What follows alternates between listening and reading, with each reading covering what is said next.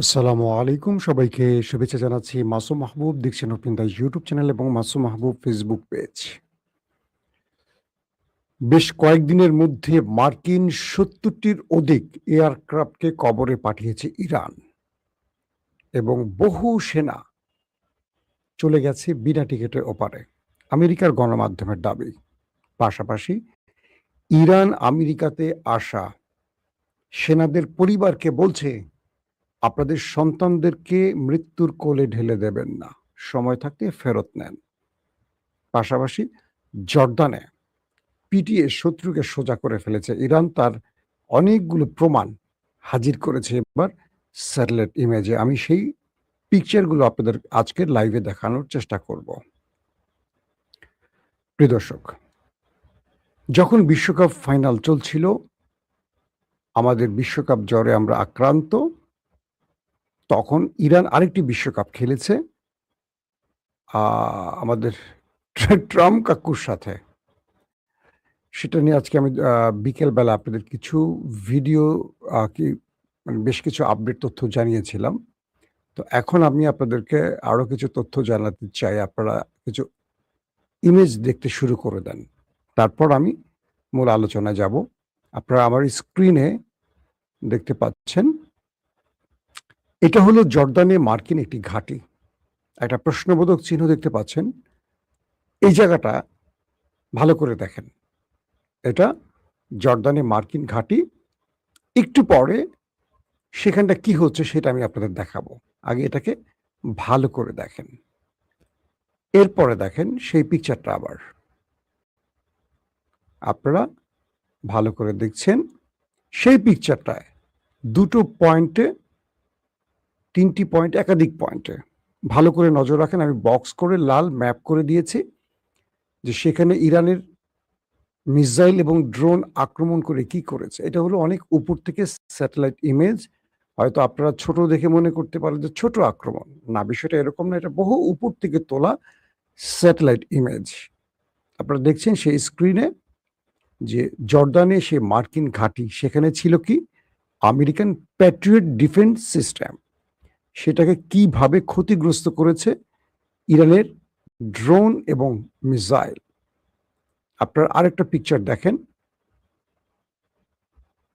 আমি আপনাদেরকে, এটা আরো উপর থেকে তোলা, কয়েকটা ফ্রন্ট থেকে এই পিকচারটাকে ভালো করে নজর রাখেন।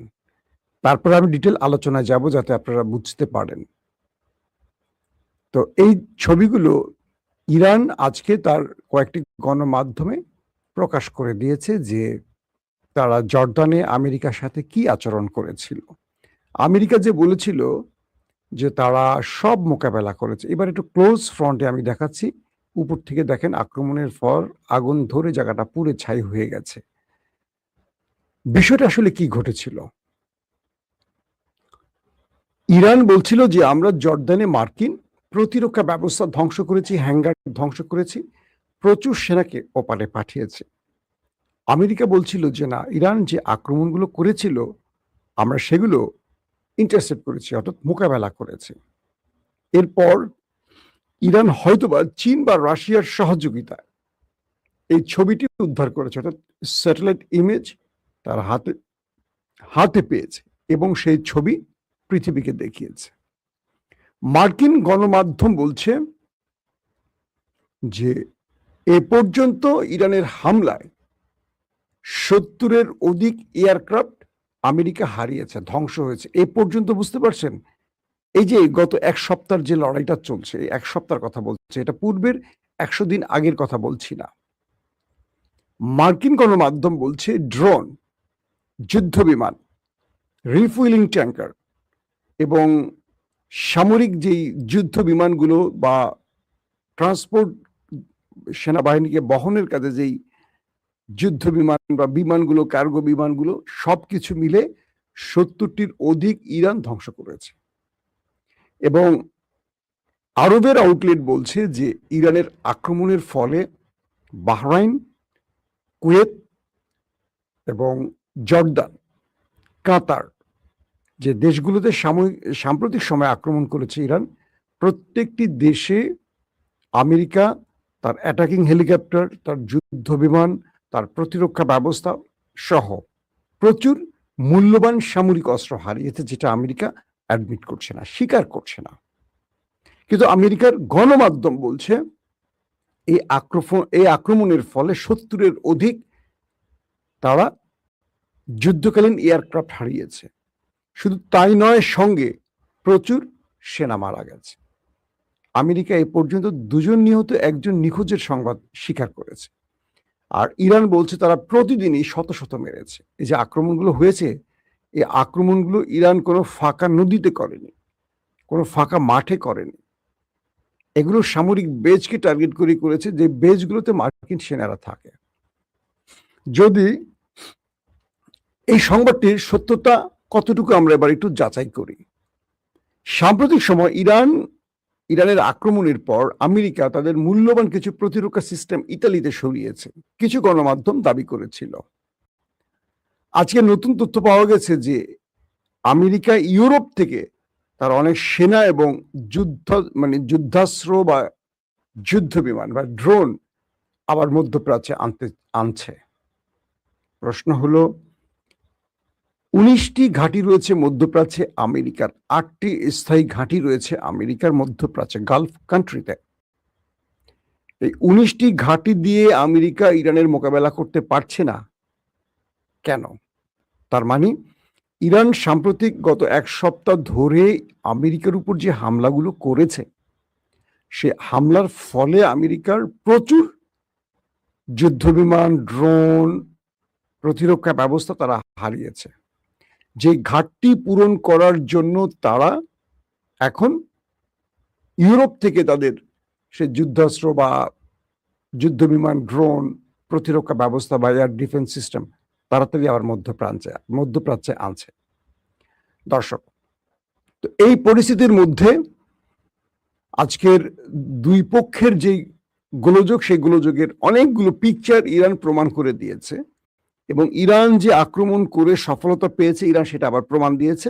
পৃথিবীর গণমাধ্যম সেটা দেখছে, প্রমাণ পেয়েছে। তার মানে আমেরিকাকে আবারও তারা যে মিথ্যে দাবি করছে সেটাকে প্রমাণ করে দিয়েছে ইরান। ইরানের দাবিটি যে সঠিক সেটা ইরান প্রমাণ করেছে। আসেন, ইয়েমেনের হুতিরা সৌদি আরবের উপর সামুদ্রিক অবরোধ ঘোষণা করে দিয়েছে। এটি হলো আজকে সবচেয়ে বড় খবর। বছরের পর বছর আমেরিকার মধ্যে ইরান এবং দুঃখিত সৌদি আরব এবং হুতিরা লড়াই করেছে, পরবর্তী এটা স্থগিত হয়েছিল। তো গত সপ্তাহে দুপক্ষের মধ্যে, অর্থাৎ সৌদি আরব এবং ইয়েমেনের মধ্যে ব্যাপক গোলাগুলি হয়।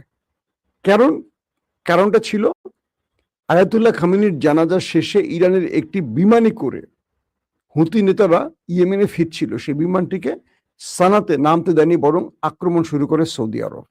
পরে ইরানের বিমানটি হুতি নেতাদের নিয়ে আরেকটি বিমানবন্দরে নামে। তখন হুতিরা সৌদি আরবকে টার্গেট করে ব্যাপক হিট করে। তো দুপক্ষের মধ্যে গোলাগুলির ঘটনার পর ইয়েমেনে ইরান সমর্থিত হুতিরা তারা কি করছে, সৌদি আরবের উপর সামুদ্রিক নিষেধাজ্ঞা ঘোষণা করেছে, মানে বাব-আল মান্দাব বন্ধ করে দেওয়ার ঘোষণা দিয়েছে। এবার খেলা জমে উঠবে। একদিকে ইরান হরমুজ বন্ধ করে দিয়েছে, আরেকদিকে বাব-আল মান্দাব বন্ধ করে দিচ্ছে। হুতিরা সেই ঘোষণা দিয়ে ফেলছে, তার মানে বাব-আল মান্দাব বন্ধ। এবার আমেরিকা মূল খেলাটায় প্রবেশ করবে, অর্থাৎ মূল ধাক্কাটা খাবে। হরমুজ প্রণালীতে একটি ক্ষেপণাস্ত্রের আঘাতে একটি জাহাজ আগুন লেগে যাওয়ায় নাবিকরা সেই জাহাজটি দ্রুত ত্যাগ করে কোনো রকম প্রাণে বেঁচে যায়। তার মানে ইরান হরমুজে এখনো আক্রমণ অব্যাহত রেখেছে, অর্থাৎ আমেরিকার যে রুট বা যে পথ আমেরিকা চালু রেখেছে ইরানের এগেনস্টে, সেই পথ দিয়ে কোনো জাহাজ ইরান ঢুকতে দিচ্ছে না। যেটাকে পাচ্ছে সেটাকে মোটামুটি ধোলাই চালাচ্ছে এবং মার দিচ্ছে। দর্শক, আমি কিন্তু আপনাদের আজকে একটা খবর জানিয়েছি, সেটা আরেকবার বলি। 2024 সালে গাজা ইসরায়েলের হাতে নিহত ইয়াহিয়া সিনওয়ারের স্থলাভিষিক্ত হয়েছেন, মানে হামাসের নতুন নেতা নির্বাচিত হয়েছেন খালিল আল হায়া। আমি তাকে নিয়ে কিছু তথ্য আপনাদের দিতে চাই। ছবিটা এখানে দেখাবো কিনা বুঝতে পারছি না, দেখাতে গেলে কোনো একটা প্রবলেম হতে পারে। তো আমি কিছু তথ্য আপনাদের দিচ্ছি, তারপরে হয়তো আমি নতুন খবরে যাব। তো এখানে বলা হচ্ছে যে 2024 সালে গাজা উপত্যকায় ইসরায়েলি সেনাবাহিনীর হাতে ইয়াহিয়া সিনওয়ার, তাদের নেতা, মৃত্যুর পর আল হায়া নির্বাচিত হন হামাসের সেই শীর্ষ পদে। এবং ইসরায়েলিদের হাতে তিনিও মানে ইসরায়েলের টার্গেটে তিনি এখনো রয়েছেন, তাকে ইসরায়েলিরা খুঁজছে। তবে তিনি হামাসকে এই লড়াইতে ইয়াহিয়া সিনওয়ারের সাথে বড় রকম সহযোগিতা করেছেন, এটিও দাবি করা হচ্ছে। তো বলা হচ্ছে 50% বেশি সংখ্যাগরিষ্ঠতা অর্জন করতে না পারায় এই ভোটাভুটিতে খালেদ মিশাল, সাবেক হামাস প্রধান, তিনি হেরে গেছেন। দ্বিতীয় দফা ভোটের পর এই নিয়োগটি চূড়ান্ত হয়েছে এবং হামাসের নির্বাচিত গাজা নেতা আল হায়া নির্বাচিত হামাসের 2021 সালের অভ্যন্তরীণ কাঠামোর সঙ্গে সঙ্গতিপূর্ণ যে কাঠামো অনুযায়ী শীর্ষ নেতৃত্বের পদগুলিতে এর প্রধান ভৌগোলিক অঞ্চলগুলোর প্রতিফলন থাকতে হবে, এরকম, অর্থাৎ তারা যে অভ্যন্তরীণ ভাবে নির্বাচন কাঠামোটি তৈরি করেছে হামাস, সেখানেও তিনি বেশ জনপ্রিয় এবং মানুষের আস্থা ভোটে ব্যাপক এগিয়ে রয়েছে এবং তিনি অধিকৃত পশ্চিম তীর এবং এই গোষ্ঠীটির কাছে ব্যাপক জনপ্রিয়। আল হায়া, যিনি যুদ্ধকালীন শাসন কার্য পরিচালনার জন্য 2024 সালের শেষের দিকে গঠিত একটি অস্থায়ী 5 সদস্যের শাসক পরিষদের অংশ ছিলেন, তিনি এখন 2027 সাল পর্যন্ত তিনি এই হামাসের রাজনৈতিক উইং এর প্রধান থাকবেন। প্রিয় দর্শক, ইরানের বিপ্লবী গার্ডস বাহিনীর একটি তথ্য আপনাদের দিচ্ছি। ইরানের Islamic revolutionary guard corps IRGC আজ তারা একটি তথ্য দিয়েছেন যে ইরানি ভূখণ্ডে যে কোনো মার্কিন স্থল অনুপ্রবেশ অবিলম্বে প্রতিহত করার অঙ্গীকার করছেন তারা। উত্তর পূর্বাঞ্চলীয় শহর শাহরুদে বিমান প্রতিরক্ষা বাহিনীকে তারা বলছেন এখানে সর্বোচ্চ তারা প্রস্তুতি নিয়ে আছে আমেরিকাকে মোকাবেলার জন্য। IRGC গ্রাউন্ড ফোর্সের deputy commander brigadier general Ruhollah Nouri বলেন, যে কোনো মার্কিন স্থল হামলা মোকাবেলায় প্রতিরক্ষা ইউনিটগুলোর সর্বোচ্চ স্তরে প্রস্তুতি নিয়ে রেখেছে। আধা সরকারি গণমাধ্যম তসনিম নিউজ জানিয়েছে, IRGC স্থল বাহিনী বিশেষ করে প্রতিরক্ষা ইউনিটগুলো সর্বোচ্চ সতর্ক অবস্থায় রয়েছে এবং যে কোনো প্রতিকূল কার্যকলাপ বা শত্রু অনুপ্রবেশকে প্রথম মুহূর্তে নিষ্ক্রিয় করতে তারা সর্বোচ্চ কাজ করবে বা চেষ্টা চালাবে। অর্থাৎ আমেরিকা কোনোভাবে যেন প্রবেশ করতে না পারে তার আগেই কাজ শেষ করে দিবে তারা। সশস্ত্র বাহিনীর নিরন্তর সতর্কতা ও স্থায়ী প্রস্তুতি নির্বাচনের টেকসই নিরাপত্তার নিশ্চয়তা দেয় এবং সকল অভিযানিক খাতে এ স্তরের প্রস্তুতি গুরুত্ব সহকারে অনুসরণ করা হচ্ছে। তিনি আরো বলেন, এই সতর্ক বার্তাটি এমন সময় এসছে যখন যুক্তরাষ্ট্র ইরানের একাধিক লক্ষ্যবস্তুতে বিমান হামলা অব্যাহত রেখেছে এবং এই হামলাগুলো মূলত দক্ষিণ ইরানকে কেন্দ্র করে চালানো হচ্ছে। তেহরান এর জবাবে আঞ্চলিক বিভিন্ন দেশে অবস্থিত তাদের স্থাপনা ও ঘাঁটিগুলোকে লক্ষ্য করে হামলা চালিয়ে যাচ্ছে, যেগুলো তাদের মার্কিন সেনাবাহিনী ব্যবহার করে থাকে। ভোরে ইরানের বেশ কয়েকটি প্রদেশে বিস্ফোরণের খবর পাওয়া গেছে, যার মধ্যে গত সপ্তাহে যুক্তরাষ্ট্র ইরানের বিরুদ্ধে সর্বশেষ হামলা চালানোর পর উত্তর পশ্চিমাঞ্চলীয় শহর তাবরিজে প্রথম হামলার খবর রয়েছে। অর্থাৎ সবকিছু মিলে তারা বলছে যে ধারাবাহিকভাবে ইরানের যতগুলো আক্রমণ আমেরিকা করেছে তার প্রত্যেকটির জবাব ইরান দিয়েছে এবং ইরানের এই জবাবের ফলে আমেরিকা এইটুকু বুঝতে পেরেছে যে ইরান তাদেরকে ফ্রি হ্যান্ডে ছেড়ে দেবে না এবং আমেরিকা নতুন করে এ অঞ্চলে হরমুজ দখলের যে নীল নকশা তৈরি করছে এটাও তারা ব্যর্থ হচ্ছে, এটা মার্কিন গণমাধ্যম আজকে প্রকাশ করেছে। ইরানের মেহের নিউজ বলছে যে কেন ইরানের কাছ থেকে এই হরমুজ প্রণালী কেড়ে নিতে পারছে না আমেরিকা, তার পুরো ব্যাখ্যা তুলেছে এবং এই অঞ্চলে ভালো করে খেয়াল করবেন যে হরমুজ দখলে নেয়ার জন্য হরমুজটাকে কন্ট্রোল করে ইরানের যেই সামরিক বেজ, পোস্ট, কমান্ড সেন্টার কিংবা প্রতিরক্ষা ব্যবস্থা বা ড্রোন লঞ্চার বা মিসাইল লঞ্চার সবগুলো টার্গেট করে কিন্তু আমেরিকা অ্যাটাক করেছে এবং সেই অ্যাটাকের ফলে ইরান ব্যাপক ক্ষতিগ্রস্ত হয়েছে, কিন্তু তারপরও ইরান হরমুজের কন্ট্রোল হাতছাড়া করেনি। এখন আমেরিকার গণমাধ্যম বলছে যে ইরানের কাছ থেকে হরমুজের কন্ট্রোল নিয়ে আমেরিকার জন্য অলিক স্বপ্ন হতে পারে। এখন তারা স্থল অভিযানের পরিকল্পনা করছে ইরানের ভেতরে, তাই তারা কুর্দিদের নামানোর চেষ্টা করছে। ইতিমধ্যে কুর্দিদের ভালো ধোলাই দিচ্ছে ইরান। পাশাপাশি সীমান্ত অঞ্চলগুলোতে ইরান সর্বোচ্চ পাহারায় আছে, তাদেরকে কয়েকটি পয়েন্ট থেকে পাকিস্তান, তুরস্ক সহযোগিতা করছে ইন্টেলিজেন্স তথ্য শেয়ারের মাধ্যমে।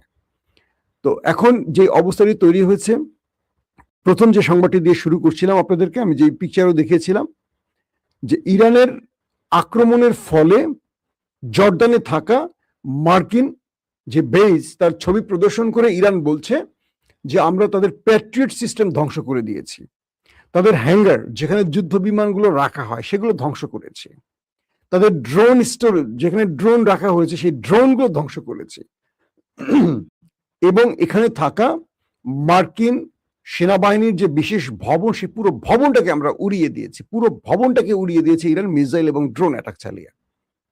এবং ইরান বলছে তাদের দাবি অনুযায়ী প্রচুর সংখ্যক শত্রু সেনা ওপারে চলে গেছে, প্রচুর।